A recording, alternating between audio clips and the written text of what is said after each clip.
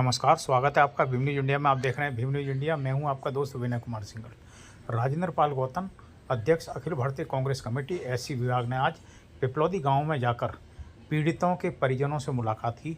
देखिए क्या कुछ कहा राजेंद्र पाल गौतम। श्री राजेंद्र पाल गौतम एक दिवसीय दौरे पर झालावाड़ पहुंचे। वहां से सीधे पिपलौदी गांव में जो स्कूल में 7 बच्चे मृत्यु हो गई है और 21 बच्चे घायल हैं, उनके परिजनों से मिले, उन्हें सांत्वना दी। और खाना था एक बेटा एक फर्स्ट क्लास में था। तो ये क्या बिल्डिंग जर्जर थी? इसकी शिकायत नहीं की कभी कि टूट सकती है? देखा नहीं किसी अधिकारी? अरे आवाज कम कर, नहीं देखा, जब कॉल आना था जो बंद अपनी शोक संवेदना व्यक्त करता हूँ और जिनके बच्चे अभी अस्पताल में भर्ती हैं वो जल्द स्वस्थ हों, ऐसी मैं कामना करता हूँ। और साथ ही साथ मुझे इस बात की बड़ी पीड़ा है कि ये जो बच्चे 7 मरे, 7 के 7 बच्चे 4 आदिवासी से हैं, 2 अनुसूचित जाति से हैं, 1 पिछड़े वर्ग से हैं। इससे एक संदेश और जाता है कि ये जो स्कूल इतनी जर्जर हालत में था, इसकी शिकायत होने के बाद भी किसी ने उसकी रिपेयर कराने के बारे में, किसी अधिकारी ने, शिक्षा मंत्री ने, किसी ने नहीं सोचा। और ज़्यादा दुख इस बात का है कि अभी 2-3 दिन पहले राजस्थान के शिक्षा मंत्री जी का, दिलावर जी का बयान आया कि स्कूलों की मरम्मत क्या मैं अपनी जेब से कराऊंगा।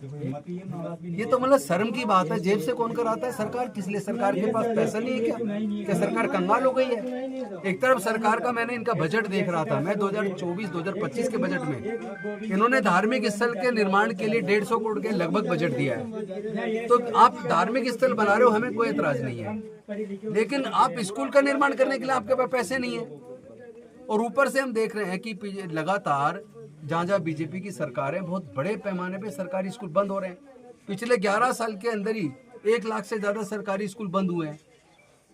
तो आप सरकारी स्कूल बंद कर रहे हो, प्राइवेट स्कूल खुलते जा रहे हैं। लोगों के पास इतना पैसा नहीं कि प्राइवेट में पढ़ा पाए, और सरकारी स्कूलों की हालत इतनी जर्जर है।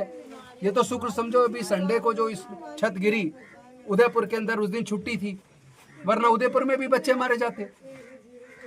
भाई जिनके पास पैसा वो तो प्राइवेट में पढ़ा लेंगे, लेकिन जो गरीब SC ST OBC माइनॉरिटी के बच्चे वो तो सरकारी में पढ़ेंगे। सरकारी में तो 98%, 95 से 98% बच्चे गरीबों के पढ़ रहे हैं, आदिवासियों के, अनुसूचित जाति, पिछड़े वर्ग के, माइनॉरिटी के बच्चे पढ़ रहे हैं। तो सरकारों को उनके बच्चों की कोई चिंता नहीं है। सरकार उनके बच्चों को मजदूर बनाना चाहती है। हायर एजुकेशन को इतना महंगा कर दिया कि एक इंजीनियरिंग, मेडिकल, लॉ सरकारी कॉलेज से करने के लिए 20-20, 25-25 लाख रुपया चाहिए।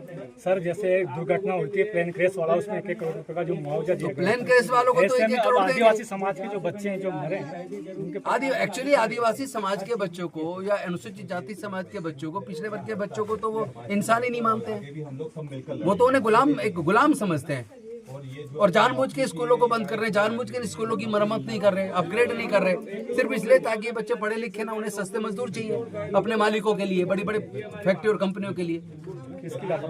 लापरवाही सरकार की खुलेआम है। राजस्थान की जो बीजेपी की सरकार है पूरी तरह लापरवाह है। और उससे ज्यादा शर्मनाक ये है कि उनके शिक्षा मंत्री इस तरह का बयान देते कि पैसे मैं कहां से लाऊं, मैं कोई घर से लगाऊंगा स्कूल की मरम्मत करने के लिए। भैया रिजाइन करें पहले, तो वो जिम्मेदारी लेकर रिजाइन कर देना चाहिए उनको। शर्मनाक बात है, दुख होता है देख के। क्या संवेदना प्रकट किया, किन परिवारों से मिले? अभी हम लोग स्कूल गए, स्कूल पूरा नेस्तनाबूद कर दिया गया, सारे सबूत बिठा दिए कि क्या जर्जर हालत थी, पूरा उसको बुलडोजर चला के खत्म कर दिया। अभी हम एक परिवार से मिले, उनके तो 2 ही बच्चे थे, एक लड़की एक लड़का। लड़की 5th में पढ़ती थी, लड़का 1st में पढ़ता था। दोनों के दोनों बच्चे गुजर गए, उनका तो कुछ बचा ही नहीं बेचारों का। हम बाकी परिवारों से भी मिलेंगे और मिलके फिर हम लोग अपनी रिपोर्ट जो आदरणीय राहुल गांधी जी के सामने देंगे, ताकि ऐसे परिवारों की भी के लिए भी कम से कम सरकारें कुछ करें, उनके ऊपर दबाव बना सकें, हम उनकी आवाज बन सकें। इसमें कार्रवाई होगी सर? निश्चित रूप से कार्रवाई होनी चाहिए। कार्रवाई तो बीजेपी की सरकार करेगी, क्योंकि यहाँ बीजेपी की सरकार है, केंद्र में बीजेपी की सरकार है, तो कार्रवाई कौन करेगा? ऐसे केस में बेसिकली मुकदमा जो दर्ज होना चाहिए रेसेंट नेग्लिजेंट एक्ट का नहीं होना चाहिए। इसमें मुकदमा दर्ज होना चाहिए culpable homicide don't amount to murder. क्योंकि जब आपको हालत की पता है, बिल्डिंग की हालत क्या है, वो गिर सकती है, उसमें बच्चे मर सकते हैं, उसके बाद भी ऐसी जगह बच्चों को बिठा रहे हो, तो आप तो हत्या के दोषी हो गए। जिम्मेदारी लेनी चाहिए यहाँ की सरकार को, राजस्थान की सरकार को। आप देख रहे थे भीम न्यूज़ इंडिया। यदि आपको हमारे द्वारा दिखाई गई खबरें पसंद है तो प्लीज़ हमारे चैनल को यूट्यूब पर सब्सक्राइब कीजिए, लाइक कीजिए और अधिक से अधिक शेयर कीजिए। आने वाले नोटिफिकेशन के लिए बेल आइकन का बटन दबाना ना भूलें।